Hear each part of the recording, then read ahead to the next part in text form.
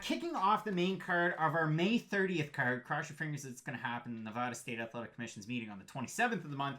We have Hannah Shockwave Cifers taking on Mackenzie Dern. Really interesting fight here because Hannah Cifers, mainly known for stand-up ability, her boxing. She's beaten a pure boxer in MMA in the past and Jody Esquibel in the UFC. She also has a win over Pollyanna Vienna so far in her young UFC career. And out of the 4, the 2 losses are to really good competition. I mean, Macy Barber was her first fight in the UFC, and in her last one, it didn't go her way at home in North Carolina, but it was against Angela Hill, who just had a really good performance against Claudia Gadelia. So if you look at this fight just purely based on strength of schedule, Hannah Cifers has fought some pretty decent competition. And then on the other side of the equation, you have Mackenzie Dern, who lost for the first time in her last fight.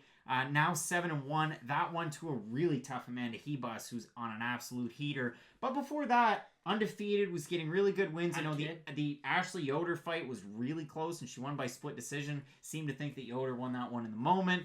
She beat Amanda Bobby Cooper after that. So say what you will about this one and take maybe some of Mackenzie Dern's wins with a bit of a grain of salt. She faced a lot of adversity in her last time out. So did Hannah Cifers. All things created equal, you might think, hey, this fight's probably pretty close odds-wise. It is not. This is the biggest discrepancy in the odds because Mackenzie Dern's a minus 400 favorite. Hannah Cifers coming in as a plus 300 underdog. What do you make of this fight? This is 2020's Hoist Gracie versus Art Jimmer. I've been waiting to say that since the video started. Jimerson, my bad. Oh, Hannah Cifers, the only difference is she's going to have 2 gloves in this fight. When you look at what she does and what her skill set is, very much just a striker. Her takedown defense isn't great, and that's the problem. Mackenzie Dern's not great on the feet. She's a very sloppy striker, but unless she fights someone who has big power, who can make her pay for her bad striking and very poor striking defense, she's going to be able to at least get a hold of them and take them down. And with Hannah Cifers, we've seen it. Her ground game isn't very good. Now, I understand that the level of competition between her wins and her losses, there's a huge discrepancy between the two, but Mackenzie Dern, no matter who she fights, she's going to have a huge jiu-jitsu advantage over them, and Hannah Cifers' weakness is her ground game and takedown defense, so unless she's able to just completely mollywop Mackenzie Dern in the first round, damage her enough so that she can't go for takedowns later on, or put her out in the first round, which I doubt will happen, Mackenzie Dern should be able to run away with this fight, I think. Yeah, I mean, Amanda Hebus, the difference between Hebus and Cifers is quite a bit. Like, I really do think that Hebus at 115 pounds has a pretty legit chance at continuing to move up the ranks till she gets into the top 10 and then some.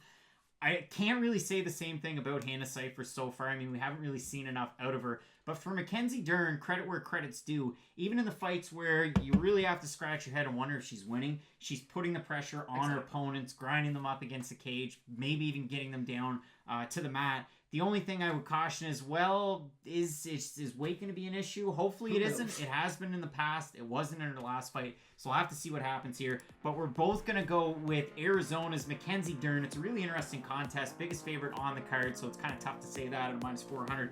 But listen, you're not going to want to miss the rest of our predictions for the card. 5 minutes for the main event, probably plus. 2 minutes for the rest on the main card and the prelims. Keep it locked in with Fight Night Picks, Matt. And as we always say, let's get into it.